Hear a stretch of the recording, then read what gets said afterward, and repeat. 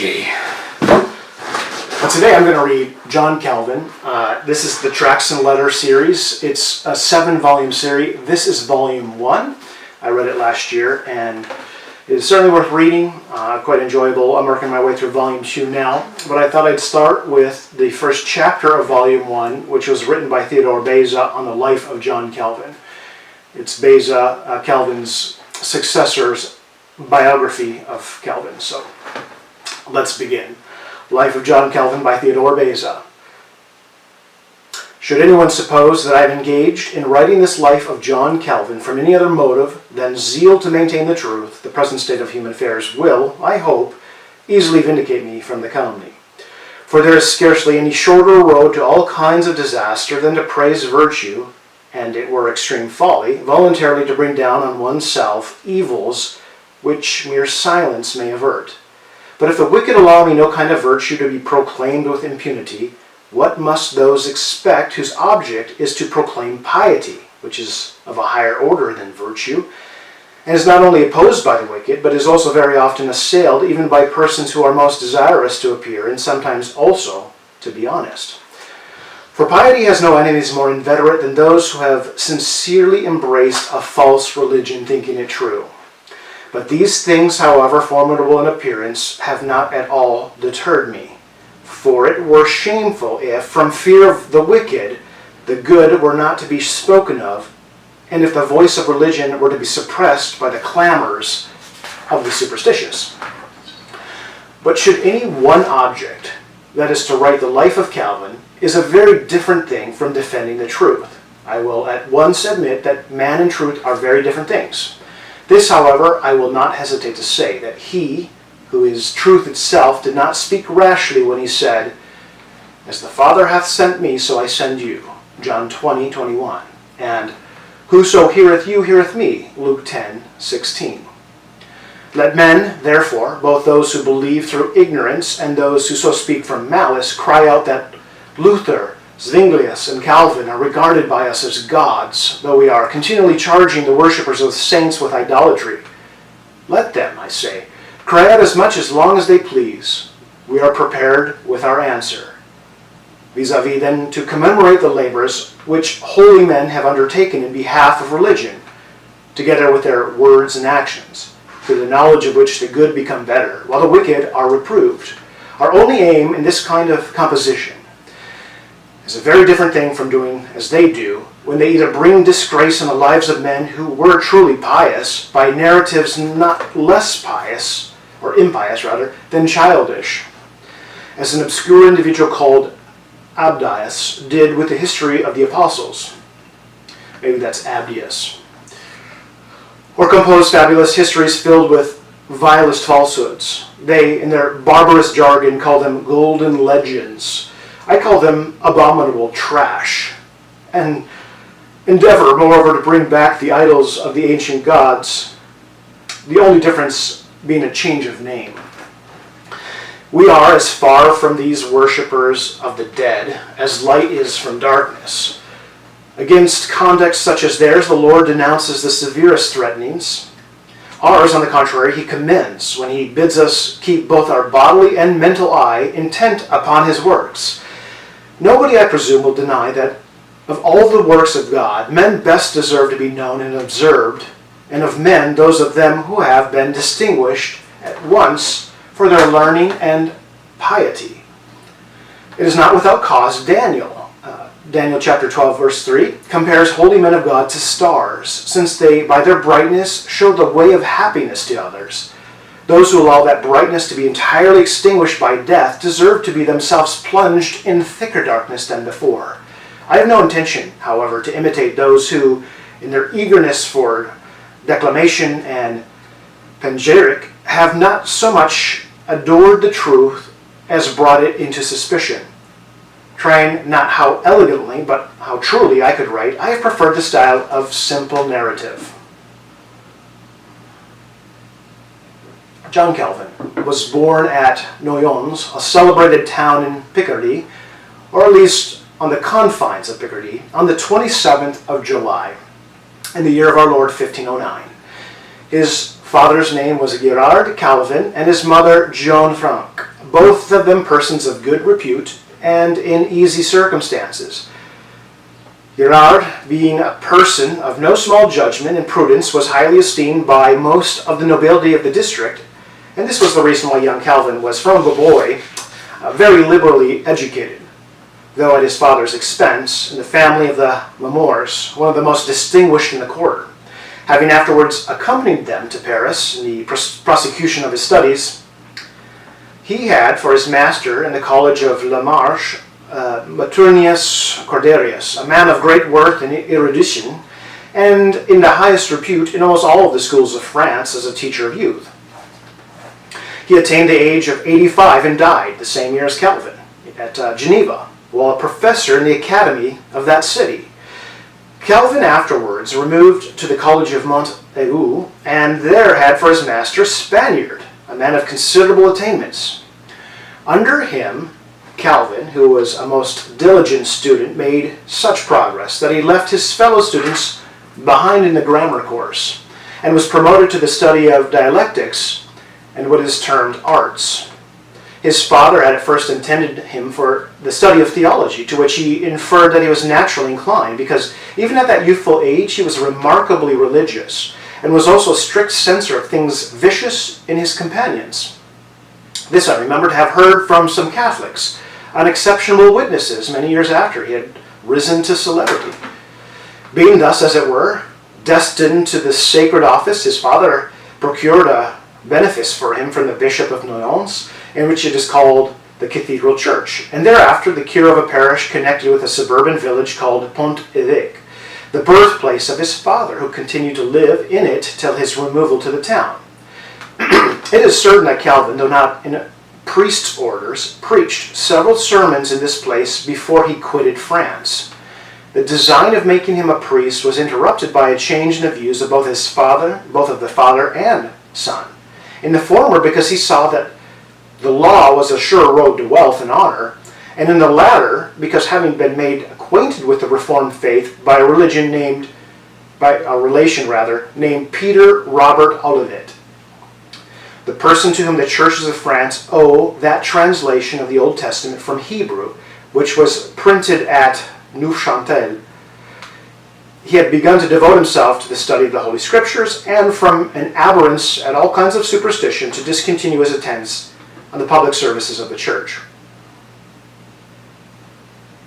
Having set out for Orleans to study law, which was there taught by Peter de Toillet, by far the first French lawyer of the period, Calvin in a short time made such an astonishing progress that he very often officiated for the professors and was considered rather a teacher than a pupil.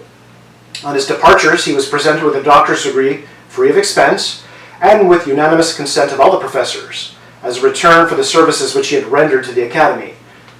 Meanwhile, however, he diligently cultivated the study of sacred literature and made such progress that all in that city who had any desire to become acquainted with a pure religion often called to consult him, and were greatly struck both with his learning and his zeal.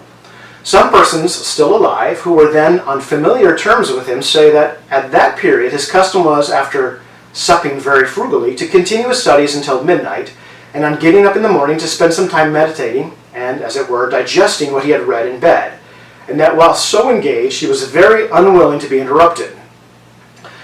By these prolonged vigils he had no doubt acquired solid learning and an excellent memory, but it is probable he also contracted that weakness of stomach which afterwards brought on various diseases and ultimately led to his death.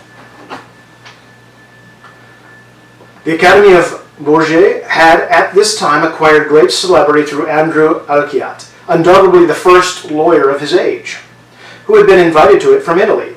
Calvin thought it right to study under him also. He accordingly went thither on the grounds both religious and literary, formed a friendship with Melchior Volmar, a German from Rothweil and professor of Greek.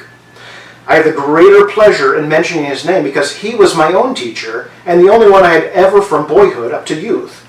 His learning, piety, and other virtues, together with his admirable abilities as a teacher of youth, cannot be sufficiently praised. On his suggestion, and with his assistance, Calvin learned Greek. The recollection of the benefit which he thus received from Volmar. He afterwards publicly testified by dedicating to him his commentary on the first epistle to the Corinthians. While engaged in these studies, Calvin still diligently cultivated sacred literature and also occasionally preached at Lignières, a village near Bourget, in the presence and with the approbation of its proprietor. I realize I'm probably butchering most of these French names because I don't speak French. However, a sudden intimation of the death of his father called him back to his native town. Shortly after, in his 24th year, he went to Paris, and there he wrote his excellent commentary on Seneca's treatise, De Clementia. That's his first book. This very grave writer, being obviously in accordance with Calvin's disposition, was a great favorite with him. A few months' residence here made him known to all who desired reform in religion. Among others, I've heard him mention, with strong testimony to his piety, Stephen Forge, a distinguished merchant who afterwards suffered martyrdom in the cause of Christ, and to whose name Calvin gave celebrity in the work which he published against the libertines.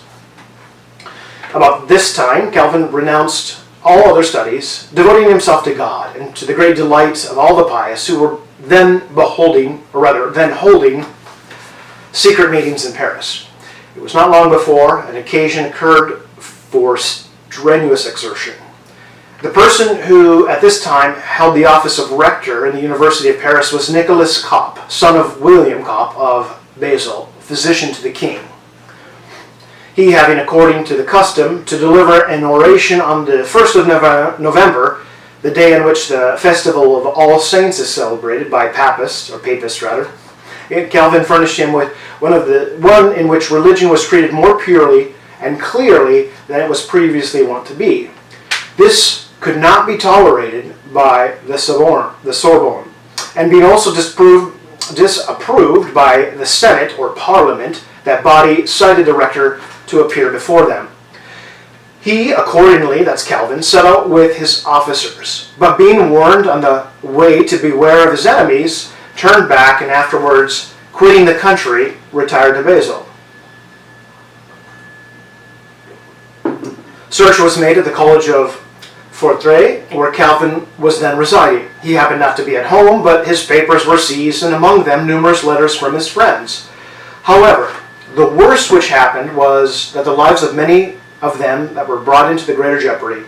So very bitter were those judges against the church, and in particular one of their numbers called John Morin, whose savage proceedings are well remembered.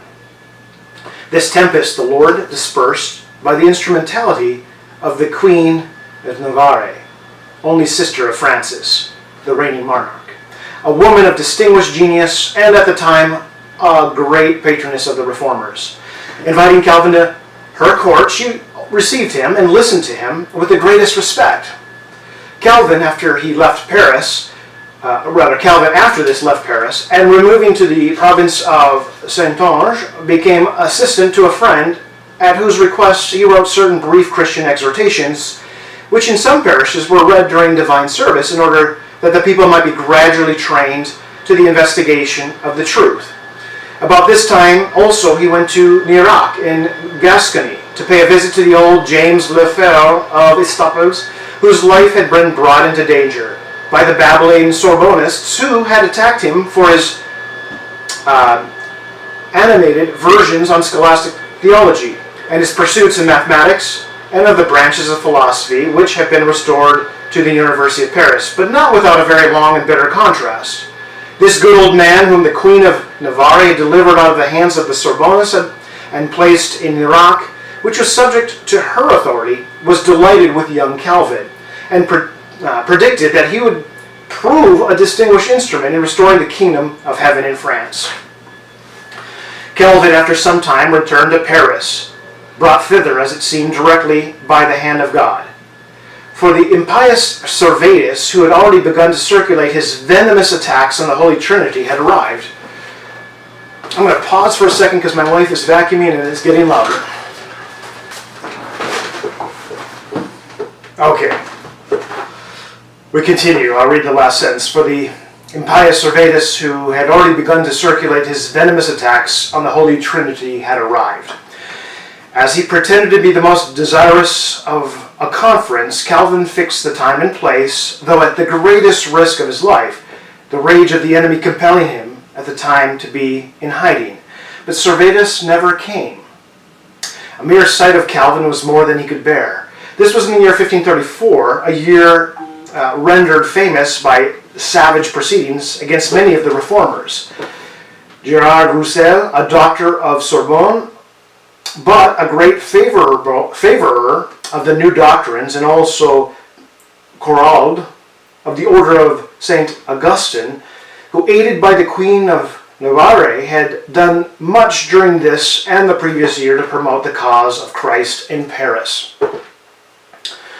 Having been not only driven from the pulpit but thrown into prison, and to such a degree was the rage of the infatuated monarch Francis inflamed on account of certain squibs against the Mass which had been circulated over the city and even fixed to the door of his own bedchamber, that a public fast having been appointed, during which he went to church along with his 3 children, with his head uncovered, and carrying a blazing torch as a kind of expiation, he ordered 32 martyrs to be burned alive, 8 of each of the 4 most public places in the city, and also declared with solemn oath that he would not spare even his own children if they were infected with those dire heresies, as he called them. Calvin, perceiving this state of matters shortly after he had published his admirable treatise against the error of those who, receiving a doctrine that which had been held in the earliest ages, taught that the soul, when separated from the body, falls asleep, determined to withdraw from France. It's the Psychopanachia. That was his first book. Accordingly, in company with the person whom he had mentioned that he lived with for some time at Saintonge, he set out to Basel by way of Lorraine, but when not far from the town of Metz, was brought into the greatest difficulty by the perfidy of one of his servants, who ran off with all the money belonging to both, and being mounted on the stronger horse, suddenly fled with such speed that it was impossible to overtake him. His masters were thus left so unprovided with the means of traveling that they were obliged to borrow 10 crowns from the other servant, and in that way arrived with difficulty, first at Strasbourg and afterwards at Basel. There he lived on intimate terms with those 2 distinguished men, Simon Grenaeus and Wolfgang Capito, devoted himself to the study of Hebrew. Though most desirous to remain in retirement, as appears from a letter which Bucer addressed to him in the following year, he was compelled to publish his Institutes of the Christian Religion, a rude sketch of that most celebrated work. The German princes who espoused the cause of the gospel, and whose friendship Francis was then courting, feeling offended with him at his persecutions of the Protestants, the excuse offered on the suggestion of William Belay of Lange was that he had not punished any but Anabaptists, who substituted their own spirit for the divine word, and held all civil magistrates in contempt. Calvin, not submitting to have such a stigma fixed on true religion, seized the opportunity to punish what must be regarded as an incomparable work, accompanying it with an excellent prefatory address to the king himself. That's the King of France. Had the monarch read it, I am much mistaken if a severe wound would not have even been inflicted on the Babylonian harlot. The King of France clearly didn't read the Institutes, despite its Calvin writing it to him. For that prince, unlike those who had succeeded him, was very capable of forming an opinion, and had given proof of no small discernment, was a patron of learned men, and not personally disaffected to the reformers. But the sins of the French people, and also of the king himself, on account of which the wrath of God then impended over them, did not allow him to hear of that work, far less to read it. Calvin, after publishing it, and thereby, as it were, performing his duty to his country, felt an inclination to visit the Duchess of Ferrara, a daughter of Louis XII, whose piety was then greatly spoken of, and at the same time pay his respects to Italy, as from a distance. He accordingly visited the Duchess, and in so far as the state of the times permitted, confirmed her in her zeal for true religion. She, ever after, had a great attachment to him while he was alive, and now surviving him, has recently given a strong proof of grateful respect to his memory. Calvin left Italy, which he was wont to say he had only entered that he might be able to leave it, and returned to France. After settling his affairs and taking with him Anthony Calvin, his only surviving brother, his purpose was to return to Basel or Strasbourg. Owing to the war, the other roads were shut up and he was obliged to proceed through Switzerland. In this way he came to Geneva, having himself no thought of this city, but brought thither by providence, and as afterwards appeared.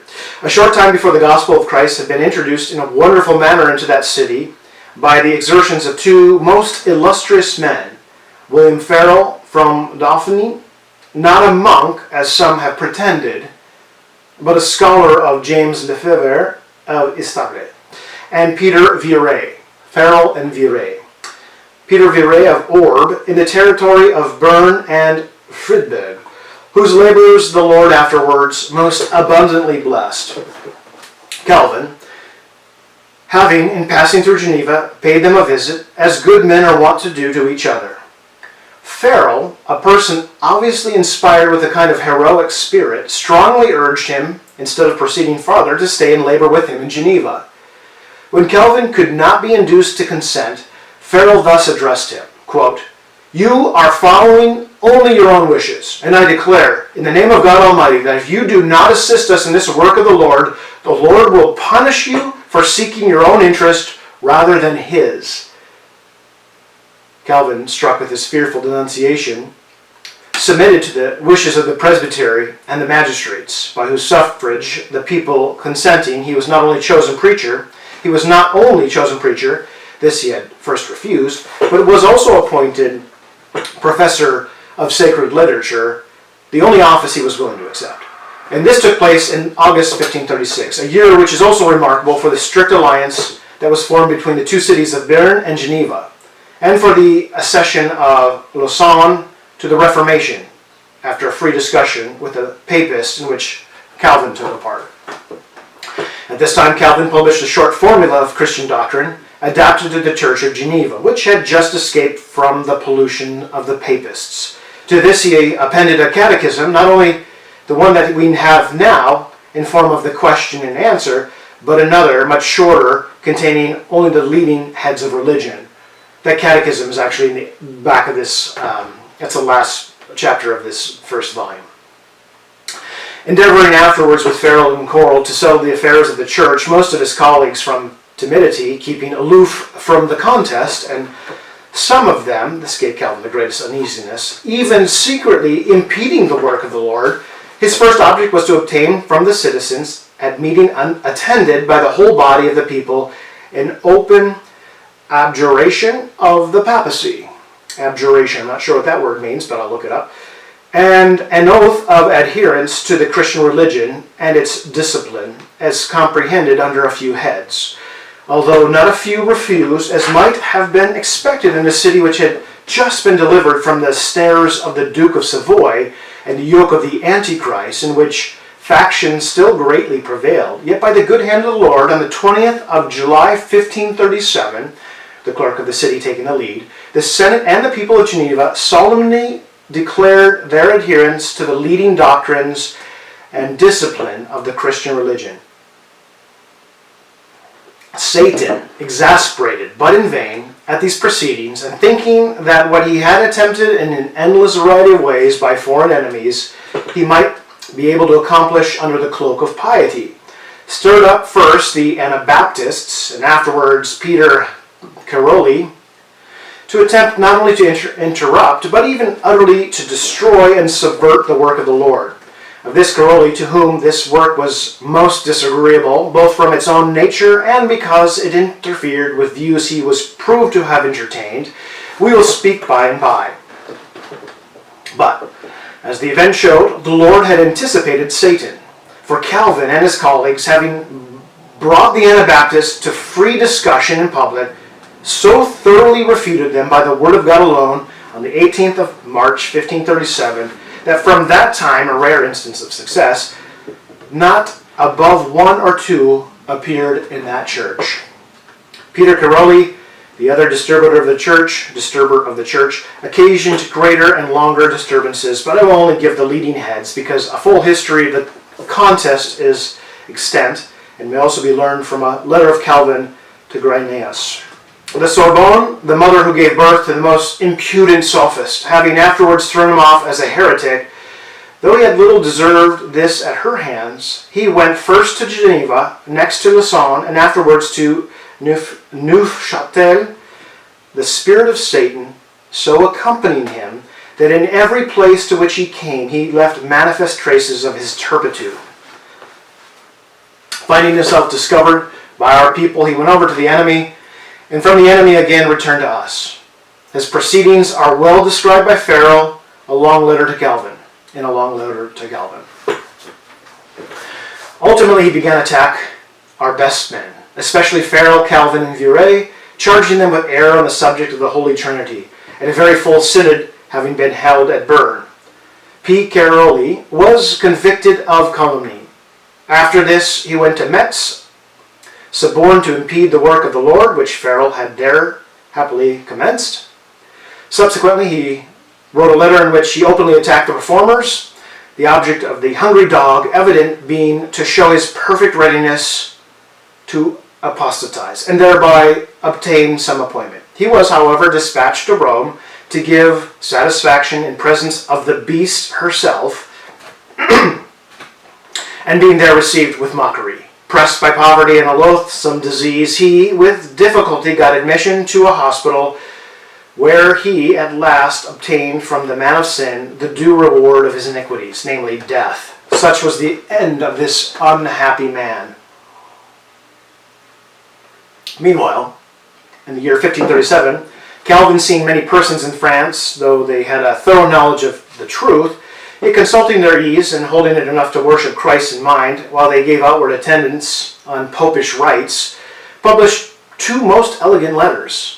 One on shunning idolatry, addressed to Nicolas Chemin, whose hospitality and friendship he had enjoyed at Orleans, and who afterwards was appointed to an official situation in Lorraine, and the other on the popish priesthood, addressed to Girard Roussel, whom I mentioned before, and who being presented first to an abbacy, and therefore to a bishopric, when the Parisian disturbances was forgotten, not only failed to keep a straight course, but even gradually misled his mistress, the Queen of Navarre. While Calvin was thus engaged, most grievous trials befell him at home. The gospel, as we have said, been admitted into the city, and popery been abjured, but at the same time there were many who had not renounced the flagrant immoralities which had long prevailed in the city, subject for so many years to monks and a corrupt clergy, while old feuds which had originated during the War of Savoy between some of the first families still subsisted. Calvin tried to remove the feuds, first by gentle admonition and afterwards by graver rebuke, but both proved unavailing.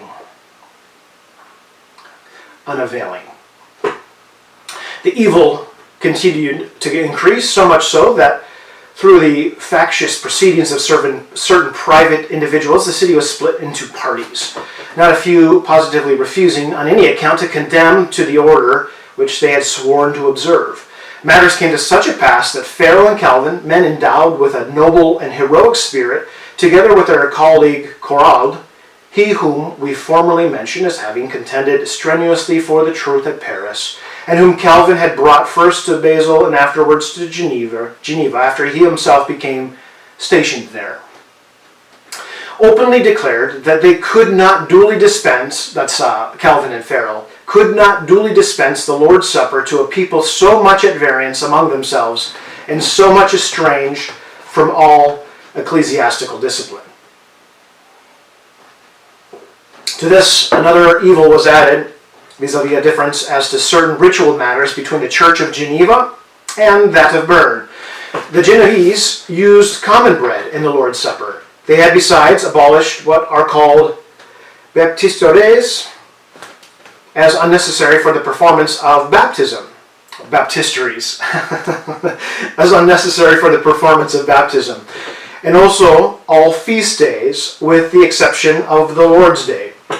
The Synod of Lausanne, urged by the people of Bern, being decided in favor of unleavened bread and of its restitution at Geneva, thought it only fair that the consistory of Geneva should first be heard.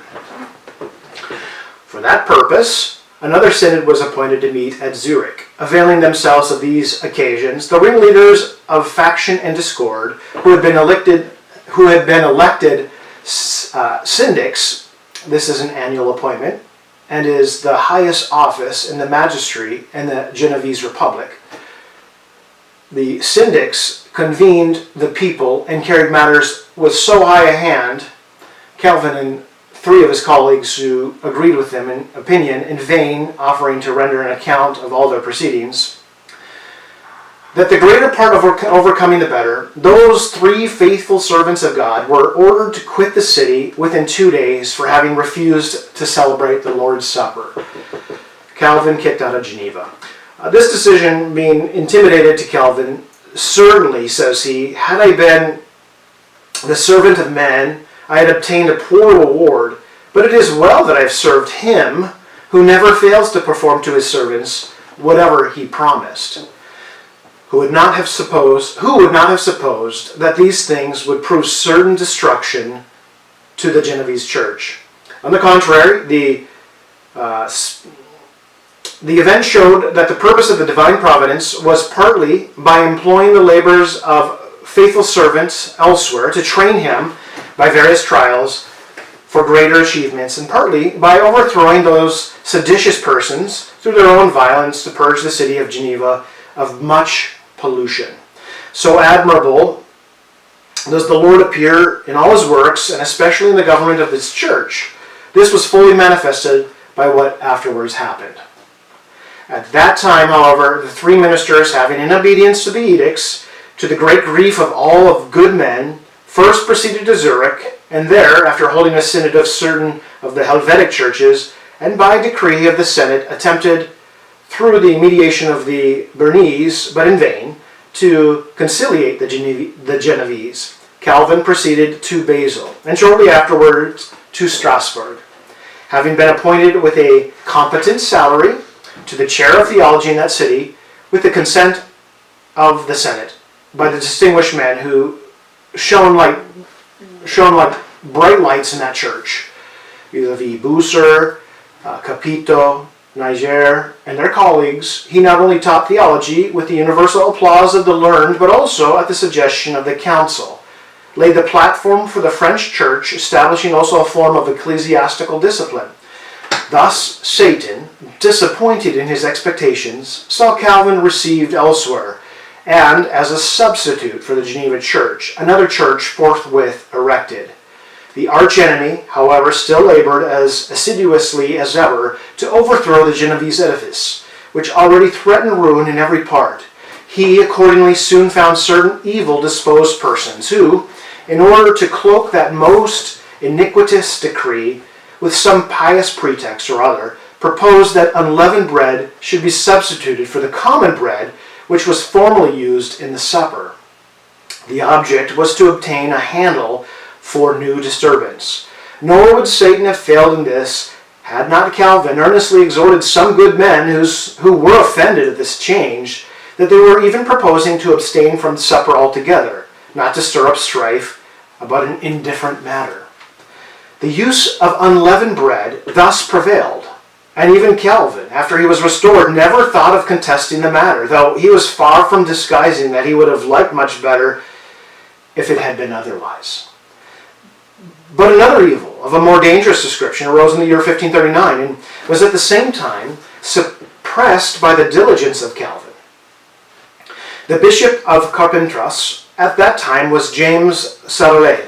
He was a man of great eloquence, which he perverted, especially in suppressing the light of truth, and had been appointed a cardinal for no other reason than in order that his respectability as a man might serve to to put a kind of gloss on false religion. He, then observing his opportunity in the circumstances which had occurred, and thinking that he would easily ensnare the flock, when deprived of its distinguished pastors, under the pretext of neighborhood, for the city of Carpentras is in Dauphiny, which again bounds with Savoy, sent a letter to his so styled most beloved Senate, Council, and people of Geneva, omitting nothing which might tend to bring them back into the lap of the Romish harlot. There was nobody at that time in Geneva capable of writing an answer, and it is therefore not unlikely that had the letter not been written in a foreign tongue, it would, in the existing state of affairs, have done great mischief to the city. But Calvin, having read it in Strasbourg, forgot all his injuries, and forthwith answered it with so much truth and eloquence that Sandollet immediately gave up the whole affair as desperate. But indeed, Calvin did not wait so long as this to testify the affection which, as a pastor, he still felt bound to cherish towards the Genevese, and towards his own friends, who were then enduring most grievous hardships in the common cause of piety. Of this affection, a lively proof is exhibited in those letters which he addressed to them from Strasbourg, both on the very year of his expulsion and also in the year after. The sole aim of those letters is to exhort them to repentance before God and forbearance towards the wicked, to cultivate peace with their pastors, and above all, to be earnest in prayer, in this way preparing them for that so much desired light, which was hoped mightily yet arise out of the present fearful darkness, and which eventually, and in a wonderful manner, did arise out of it. I'm going to stop there for today, but the Sandollet letter to the Genevese was another chapter in this first volume, which I, of course, can't find which chapter that is, but Calvin's response is included. Oh, here it is.